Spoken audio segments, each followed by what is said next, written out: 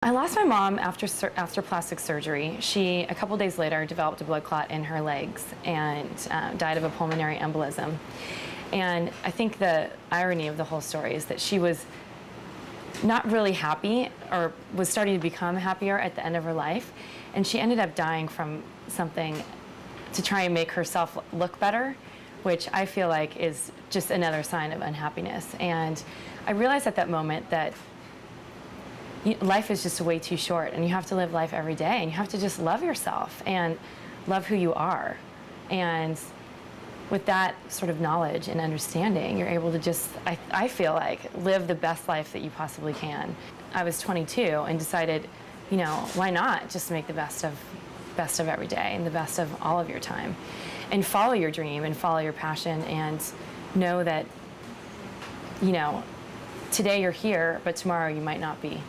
I think later on in life, I realized that many opportunities were afforded to me out of this situation, although it was unfortunate and she died, and I'm sad, and I would do anything to bring her back.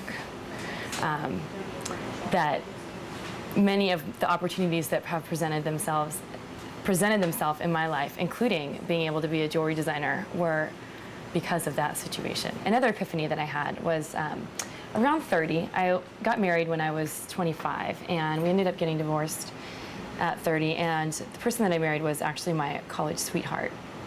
We ended up growing up together, had a great time, so much fun, but towards the end of our relationship, we really started changing. Part of the reason for our divorce was, you know, my ex-husband had started dealing with some personal issues, and then also started having an affair with this other woman. So obviously something wasn't going right, and I think at that point I really had to take a look at myself and look inside, and, you know, externally take a look at him and realize that neither of us were really happy on the inside. And I can only speak for myself, but I had to look at the reasons for that unhappiness. In digging a little bit deeper, I realized that I think I was repeating all these patterns that my parents had, and realizing that maybe I felt like I didn't deserve the right kind of person, and in realizing that I felt that I didn't deserve someone respectful. It took me a few more years to kind of figure it out, but that was sort of the starting point.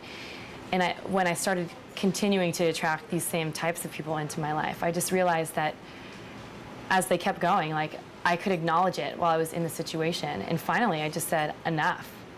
And I was done. I ended the last one, and the next day I ended up meeting a wonderful person, and still pretty new, so I don't know what will happen, but at least I know that it is possible, and that by understanding the need that we all have and the feeling that we all have, and to feel as though we deserve something good in our lives, I think that it actually comes once you have that feeling.